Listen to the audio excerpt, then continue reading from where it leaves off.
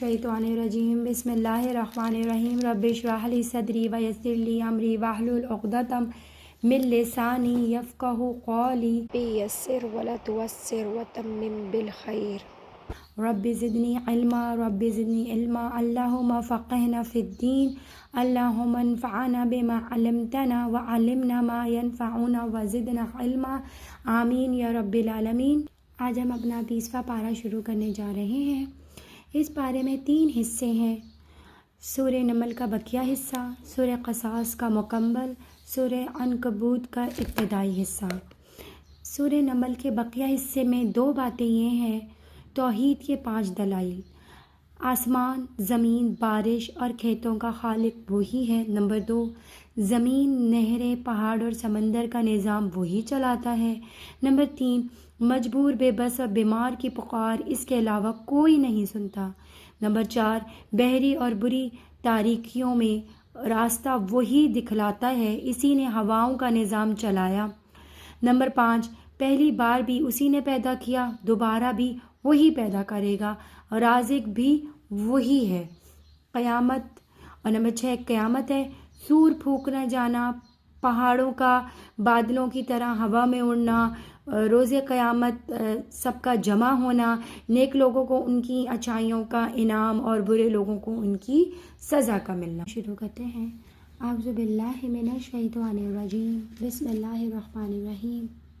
आयत नंबर 60। अल्लाह ताला अपनी कुदरत कामिला के दलाइल बयान करके मुशरिकीन की तरदीद फरमा रहे हैं, क्योंकि मुशरिकीन कहते हैं और मानते थे कि इस कायनात को अल्लाह ताला ने पैदा किया, मगर इंतज़ाम का काम अल्लाह ताला ने अपने अलावा दूसरे माबूद को सौंपा हुआ है, लिहाजा इन माबूदों को भी इबादत करनी चाहिए। ऐसा मुशरिकीन लोग कहते थे। और अल्लाह ताला ने आसमान व ज़मीन बनाई और कायनात मुख्तलिफ़ किस्म के रंगलियाँ यानी सरसब्ज़ बागात, और ज़मीन को इतना उन्होंने मज़बूत बनाया, पहाड़ों को गाड़ दिया, खुशखबरी लाने वाली हवाएं और समंदर, दरिया, माशाल्लाह से अल्लाह ताला ने बहुत कुछ इसके अंदर हक़ के दलाइल देखने के लिए हैं। और बेकरार आदमी को पुकार पर इसकी तकलीफ़ को दूर करना, इब्तिदाई पैदा करके मौत के बाद दोबारा ज़िंदा करना, आसमान और ज़मीन से रोज़ी देना, ये सब कुछ अल्लाह ताला करता है। तो इबादत के लायक और मुस्तहिक भी सिर्फ़ और सिर्फ वही हैं, इसके अलावा और कोई नहीं। ख़ातमुन नबीयीन सल्लल्लाहु अलैहि वसल्लम, रसूलुल्लाह सल्लल्लाहु अलैहि वसल्लम की मुसलसल दावत से कुफ़ार ना मानते तो आप गमज़दा होते थे। अल्लाह ताला ने अपने पैगंबर को तसल्ली दी है कि है पैगंबर, इनको सुनाना आपके ज़िम्मे है, आप सुना सकते हैं, लेकिन मनवाना आपके बस में नहीं, इसीलिए कि ना मानने पर आप रंजीदा खातिर ना हुआ करें। जिस तरह कब्र पर आप किसी मुर्दे को सुना दें और वो बात कबूल ना करे, इसी तरह अगर ये बात सुने और कबूल ना करे तो ये मुर्दों की तरह हैं। इस आयत में ज़िंदा कुफ़ार को मुर्दा और बहरे के साथ अदम इंतिफा में तशबीह दी है, लिहाजा इस आयत से अदम समा मोती का कोई वास्ता और ताल्लुक़ नहीं। नंबर 82, इलामत क़यामत और दाब्बतुल अर्ज़ का मिलना। और जब हमारी बात पूरी होने का वक्त इन लोगों के पास आ पहुँचेगा, यानी क़यामत करीब होगी, तो हम इनके लिए ज़मीन से एक जानवर निकालेंगे जो इनसे बातें करेगा। आखिरी अलामत क़यामत में से एक अलामत ये है कि अल्लाह ताला एक अजीब खिलक़त जानवर को ज़मीन से पैदा फरमाएंगे जो लोगों से बातें करेगा। आऊज़ु बिल्लाहि मिनश्शैतानिर्रजीम बिस्मिल्लाहिर्रहमानिर्रहीम। सूरह क़सस मक्की है और इसकी 88 आयतें और 9 रुकू हैं। इस सूरत में नबी करीम सल्लल्लाहु अलैहि वसल्लम की रिसालत का बयान है और आपकी रिसालत पर होने वाले एतराज़ात आबाद दिए गए हैं। सूरत के आगाज़ से लेकर आयत नंबर 43 तक हज़रत मूसा अलैहिस्सलाम का वाक़िया بیان کیا گیا ہے۔ حضرت موسیٰ علیہ السلام اور فرعون کا تفصیلی قصہ، حضرت موسیٰ علیہ السلام اور قارون کا قصہ۔ آیت نمبر 3 میں ہے حضرت موسیٰ علیہ السلام کا قصہ۔ یہاں حضرت موسیٰ علیہ السلام کے بالکل ابتدائی حالات و واقعات بیان ہو رہے ہیں۔ فرعون کو کسی نجومی نے کہا دیا تھا کہ بنی اسرائیل میں ایک بچہ پیدا ہوگا جو تمہاری سلطنت کے لیے خطرہ ہوگا، اسی لیے فرعون نے بچوں کے قتل کا حکم دیا تھا۔ آیت نمبر 7 میں ہے موسیٰ کی طرف پیغام خداوندی۔ اللہ تعالیٰ نے حضرت موسیٰ علیہ السلام کی والدہ کے دل میں ڈالا کہ جب تمہارا بچہ پیدا ہو جائے تو اسے دودھ پلاتی رہنا، جب کوئی خطرہ محسوس ہو تو اس بچے کو دریا میں ڈال دینا اور ڈرنا مت، نہ ہی غمگین ہونا، ہم اس بچے کو تمہارے پاس ضرور پہنچائیں گے اور اسے رسول بنائیں گے۔ اللہ تعالیٰ نے یہ تسلی دی موسیٰ علیہ السلام کی والدہ کو کہ آپ کا بچہ آپ کی گود میں پلے گا، اس سے آپ کی آنکھیں ٹھنڈی ہوں گی، یہ قتل نہیں ہوگا۔ چنانچہ والدہ نے صندوق میں رکھ کر دریا میں ڈال دیا۔ صندوق بہتا ہوا فرعون کے محل کے پاس پہنچ گیا۔ فرعون کے لوگوں نے اسے اٹھا کر فرعون کے پاس پہنچا دیا۔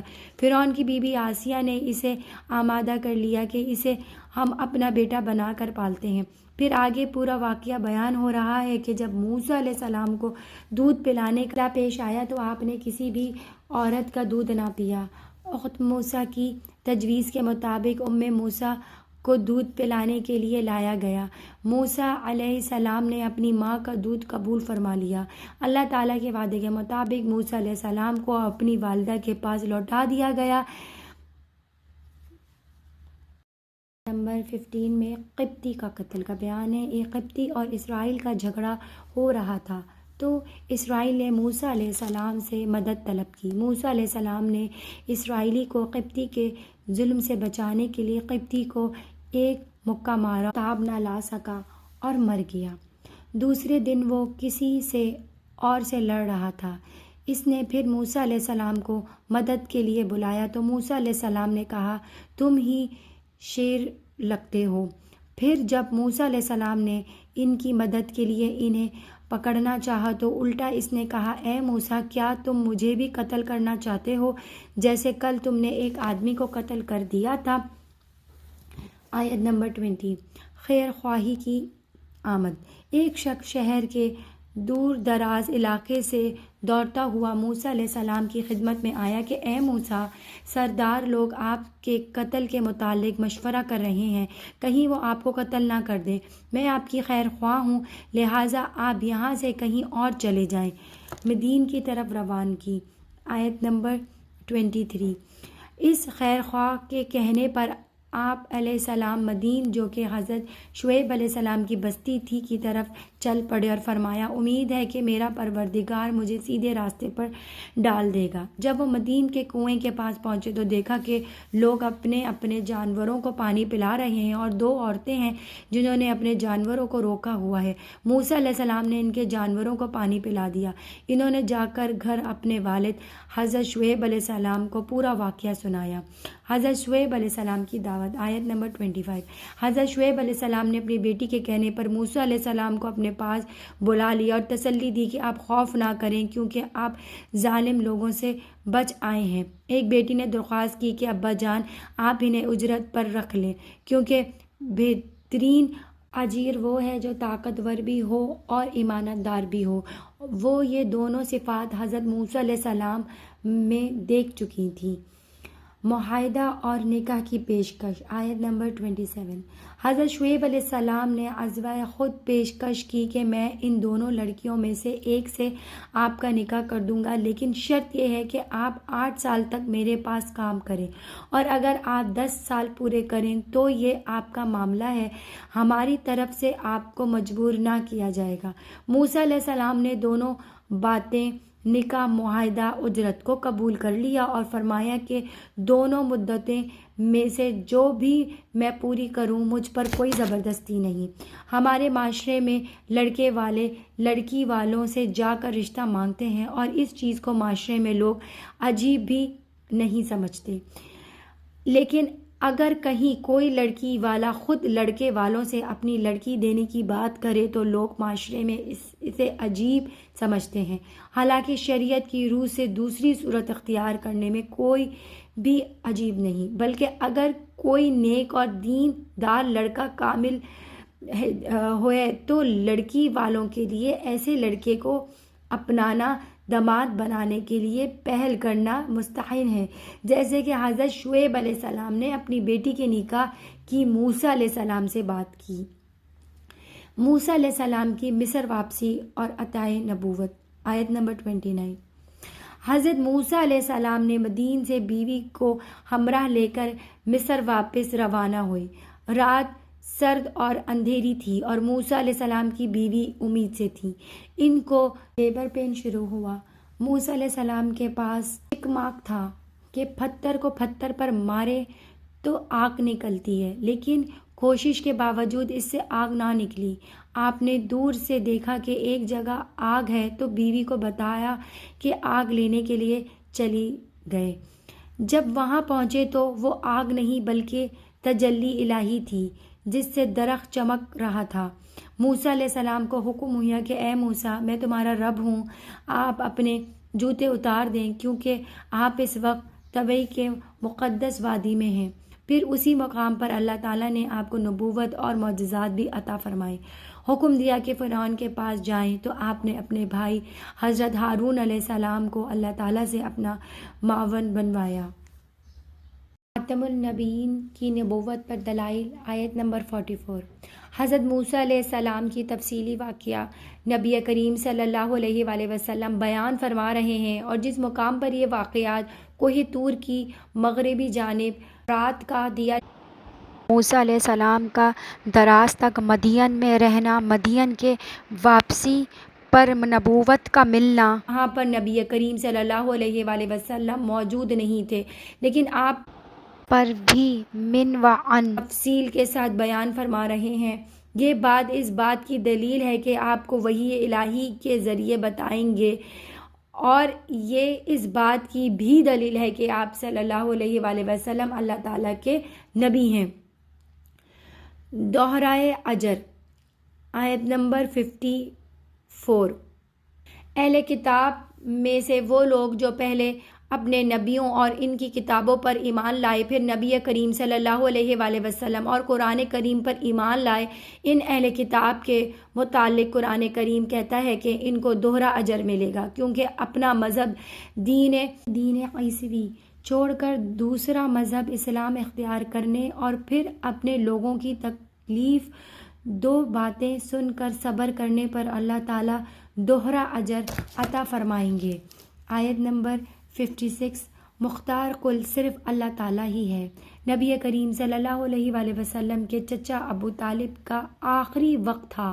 آپ صلی اللہ علیہ وآلہ وسلم نے کافی کوشش کی کہ وہ کلمہ پڑھ کر ہدایت پا جائے، حتیٰ کہ آپ صلی اللہ علیہ وآلہ وسلم نے فرمایا، اے چچا، میرے کان میں کلمہ پڑھ لو، قیامت کے دن آپ کے ایمان کی گواہی دوں گا۔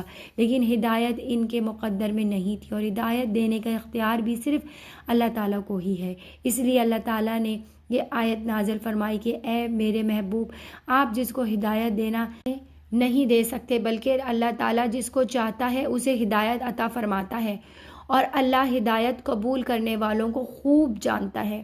آیت نمبر 76۔ قارون کا قصہ اور انجام۔ اس آیت میں قارون بنی اسرائیل کا ایک شخص تھا۔ بعض روایت میں سے ہے کہ یہ موسیٰ علیہ السلام کا چچا کا بیٹا تھا۔ اس کے پاس مال اتنا زیادہ تھا کہ اس کے خزانے کی چابیاں اونٹ اٹھاتے تھے۔ یہ فرعون کا خاص آدمی تھا اور بنی اسرائیل پر فرعون کی طرف سے نگران مقرر تھا۔ جب بنی اسرائیل فرعون کے مسلط سے نکل آئے تھے تو یہ بھی بنی اسرائیل کے ساتھ آیا تھا۔ اسے اپنے سامان اور مال اور جائیداد پر بہت ناز تھا۔ یہ اونٹیں پر مال لاد کر نکلتا اور فخر و تکبر کرتا تھا اور کہتا تھا کہ میں نے اپنے فن سے مال کمایا۔ پھر ایک وقت آیا کہ اللہ تعالیٰ نے قارون کو اس کے مال سمیت زمین میں دھسا دیا۔ وعدہ خداوندی، آیت نمبر 85۔ اس آیت میں ہے کہ رسول اللہ صلی اللہ علیہ وآلہ وسلم مکہ مکرمہ سے مدینہ منورہ کی طرف ہجرت فرما چکے تھے۔ جب مقام فتح پر پہنچے تو مدینے کے راستے کی مشہور منزل رابغ کے قریب ہے۔ ایک وقت مکہ مکرمہ کے راستے پر نظر پڑی تو بیت اللہ اور وطن یاد آیا۔ اسی وقت جبرائیل امین یہ آیت لے کر نازل ہوئے کہ اللہ تعالیٰ کے نبی جس اللہ تعالیٰ نے آپ پر قرآن نازل کیا ہے وہ اللہ آپ کو مکہ دوبارہ لائے گا۔ اس آیت میں آپ صلی اللہ علیہ وآلہ وسلم کو تسلی دی ہے اور وعدہ فرمایا کہ ایک وقت آئے گا کہ آپ مکہ مکرمہ میں بن کر داخل ہوں گے، چونکہ آپ صلی اللہ علیہ وآلہ وسلم 8 ہجری میں فتح بن کر اپنے آبائی وطن مکہ مکرمہ میں داخل ہوئے اور یوں وعدہ اللہ تعالیٰ کا پورا ہوا۔ الرحمن الرحیم۔ سورہ عنکبوت مکہ میں نازل ہوئی اور اس کی 69 آیتیں اور 7 رکوع ہیں۔ سورہ عنکبوت کے ابتدائی حصے میں 3 باتیں یہ ہیں کہ نمبر 1 توحید مشرکین کے بت مکڑی کے جالے کی طرح کمزور ہے۔ نمبر 2 رسالت آزمائش من جانب اللہ ضرورت آتی ہے۔ اس زمن میں چند انبیاء کرام کے قصے مذکور ہیں۔ نمبر 3 قیامت کا تذکرہ۔ اس صورت میں مکڑی کا ذکر کر کے مشرکین کو مکڑی کے ساتھ تشبیہ دی ہے کہ جیسے وہ کمزور گھر بنا کر اس پر بھروسہ کرتی ہیں، اسی طرح مشرکین بھی غیر اللہ پر بھروسہ کرتے ہیں۔ اس وجہ سے اس صورت کا نام عنکبوت رکھا گیا۔ یہ صورت مکی ہے۔ دیگر مکی صورتوں کی طرح اس میں بھی توحید، رسالت، قیامت کے دلائل بیان کیے گئے ہیں۔ سابقہ اقوام کے واقعات ذکر کر کے اہل ایمان کو تسلی دی گئی ہے کہ اہل ایمان پر پہلے آزمائشیں آتی ہیں، پھر آسانیاں آتی ہیں۔ والدین کی اطاعت و فرما برداری کے لیے متعدد اصول کیے گئے ہیں۔ اگر مومن پر کسی جگہ میں دین پر چلنا اور عمل کرنا مشکل ہو جائے تو ہجرت کر کے اس علاقے کو چھوڑنے کی ترغیب دی گئی ہے، کیونکہ اللہ تعالیٰ کی زمین وسیع ہے۔ نمبر 2 مومنین پر آزمائش۔ یہ وہ زمانہ تھا جب کفار کی طرف سے مسلمانوں پر ظلم اور ستم کیا جاتا تھا۔ بعض اوقات مسلمان پریشان ہو جاتے اور نبی پاک صلی اللہ علیہ وآلہ وسلم سے درخواست کرتے کہ اللہ تعالیٰ سے ہمارے لیے مدد کی دعا فرمائیں۔ یہاں مومنوں کو تسلی دی گئی ہے کہ اللہ تعالیٰ نے جو جنت تمہارے لیے تیار فرمائی رکھی ہے وہ اتنی سستی نہیں کہ تکلیفوں کے بغیر حاصل ہو جائے، لہٰذا تکلیفیں آئیں گی لیکن وہ عارضی ہیں، بہت جلد ختم بھی ہو جائیں گی، لہٰذا تسلی رکھو، صبر سے کام لو۔ انہی آزمائشوں کی وجہ سے اللہ تعالیٰ سچوں اور جھوٹوں کے درمیان امتیاز فرمائیں گے۔ والدین کے ساتھ حسن سلوک کا حکم۔ دین اسلام کے ابتدائی زمانے میں ایسا بھی ہوا کہ اولاد اسلام لے آتی لیکن والدین کفر پر بضد رہتے اور اپنی اولاد کو اسے کفر اختیار کرنے پر مجبور کرتے۔ اس آیت میں اللہ تعالیٰ نے ایک متعادل اور برحق اصول عطا فرمایا کہ والدین کافر بھی ہوں تب بھی ان کی اطاعت و فرما برداری اور ان سے حسن سلوک کرنا چاہیے، لیکن اگر وہ کفر کا حکم دیں یا ایسا کوئی حکم دے جو شریعت کے خلاف ہو تو اس میں والدین کی اطاعت نہ کرنا واجب اور ضروری ہے۔ آخرت میں کوئی کسی کا بوجھ نہیں اٹھائے گا۔ آیت نمبر 12۔ بعض کفار ایسے تھے جو اہل ایمان سے کہتے تھے کہ تم ایمان چھوڑ کر واپس کفر اختیار کر لو، اگر قیامت کا دن قضا ہو تو ہم تمہارا بوجھ اٹھا لیں گے۔ اس آیت میں کفار کی اس لغو اور فضول پیشکش کی بھرپور تردید کی گئی ہے کہ قیامت کا دن ہر انسان اپنے گناہوں کا بوجھ خود اٹھائے گا، کوئی کسی کے گناہوں کا بوجھ نہیں اٹھائے گا۔ آیت نمبر 14 حضرت نوح علیہ السلام کا قصہ۔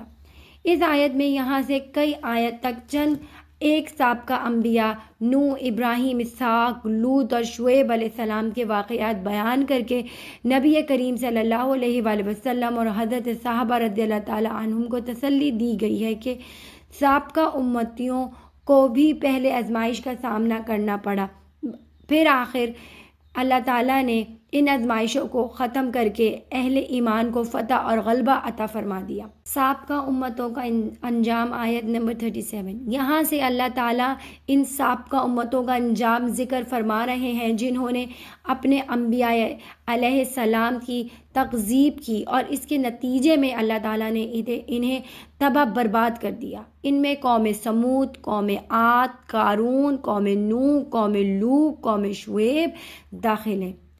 تذکیر بایام اللہ کے ضمن میں اللہ تعالیٰ کفار و مشرکین کو تنبیہ فرما رہے ہیں کہ اگر تم بھی اپنی حرکتوں سے باز نہ آئے تو انہی والے انجام ہوگا۔ مشرق کی مثال، آیت نمبر 41۔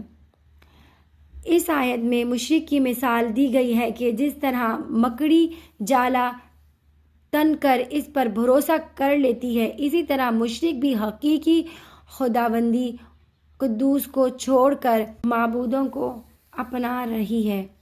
جس طرح مکڑی کا جالا انتہائی کمزور ہوتا ہے، اسی طرح معبود بھی کمزور ہیں، بے بس ہیں، لاچار ہوتے ہیں اور کفار کو کسی قسم کا کوئی فائدہ نہیں پہنچا سکتے، بلکہ کسی انسان کو بھی وہ کوئی فائدہ نہیں پہنچا سکتے۔